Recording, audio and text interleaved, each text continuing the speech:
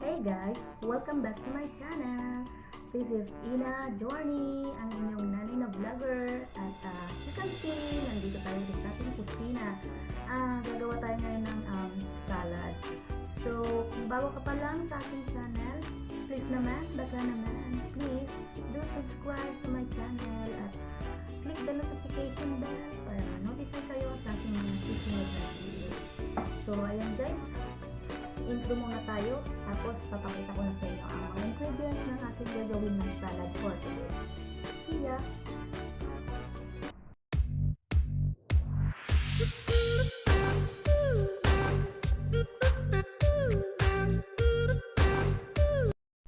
So hi guys! Ito na po yung mga ingredients ng ating gagawing salad. Meron tayo dito nga yan. Clean na, ayan, nahugasan na purple color na cabbage. Meron tayong corn, may avocado, meron tayong red kidney beans, ayan. Meron tayo dito nga lemon. Kasi ito po yung nasa loob niyan. Ano ba yun? Kusbara. Yung ano ba yung English ng kusbara guys? Coriander powder. Meron tayong olive oil. Ayan, meron tayo dito nga black pepper. Tapos yung kamon powder, may salt, tapos vinegar. So, yan pong mga ingredients ng ating gagawing salad for today.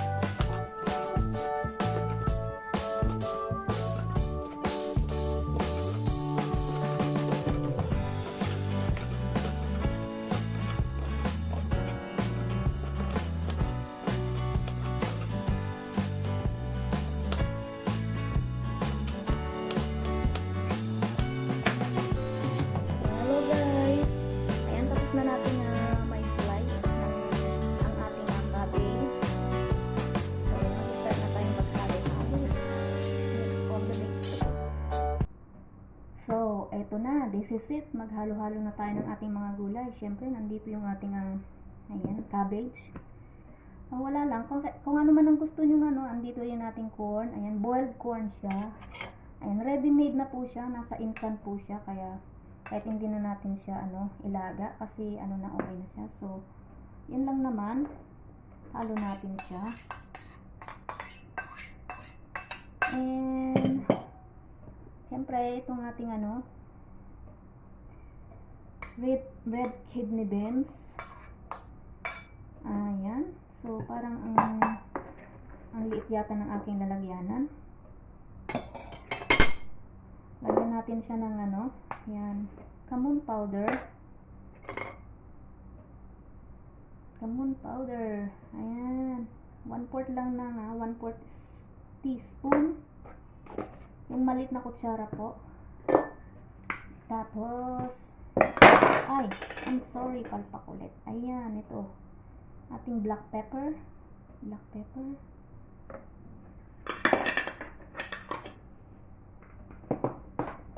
Ang ating coriander. Ito po yung coriander powder. So, lagyan natin siya ng half teaspoon. At wag po natin kalimutan ng salt. Ayan. Lagyan din natin siya ng kalahati. Ayan. Pag salt to taste po, kung ano po yung gusto nyong panlasa. Tapos lagyan natin siya ng olive oil. Ayan, tansyahin na po natin.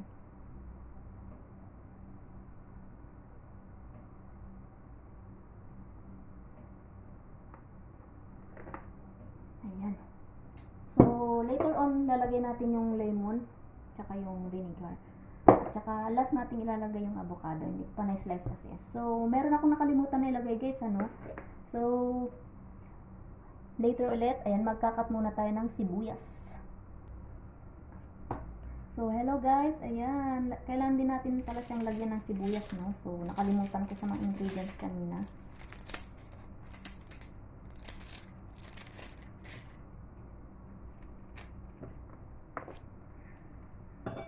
Ayan, balatangan ang sibuyas.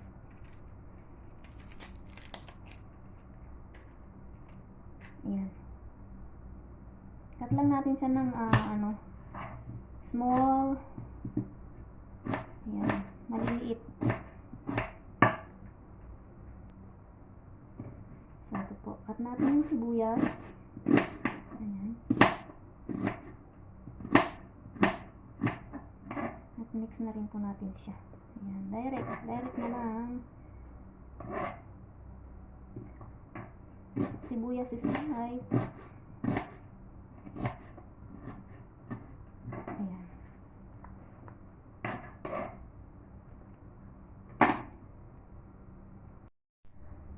So, hello guys. Ayan, ituloy na natin. Nalagyan na natin siya ng asin, ano? So, ngayon, lagyan na natin siya ng lemon. Ayan, lemon juice. Try muna natin lagyan ng 2, 3, 4. Ayan. So, 4. At, nalagyan na natin ng... At, ito yung, avocado guys, na-slice ko na. So, mamaya ilalagay natin siya sa toppings. So, ang gagawin natin ngayon ay... i-mix all natin. Mix all. Ayan. So, lagyan na rin natin pala ng siguro 1 spoon lang na vinegar.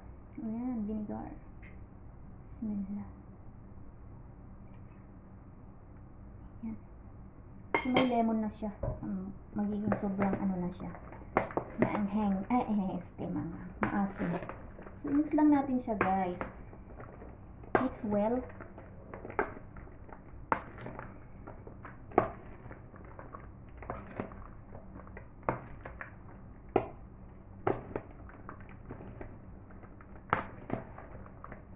Dami nito. Ayan. Walang kung magugustuhan ng aking mga alaga.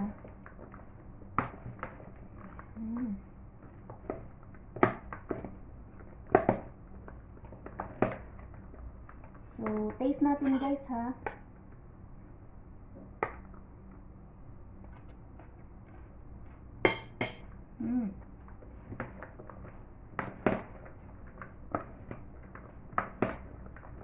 So, need yun ng salt pa guys. At saka lemon. Ayan, salt pa rin. Nagdagan natin siya ng salt. Ayan, tapos lemon. Lemon pa ulit. Ayan.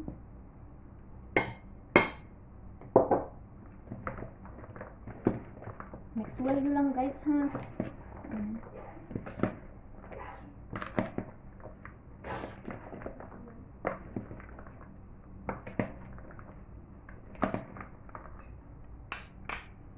So ayan guys, I think na mix well na natin siya.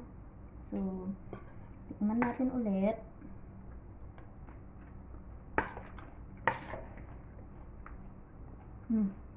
Ayan, okay na siya. Okay na. Okay na. Okay na.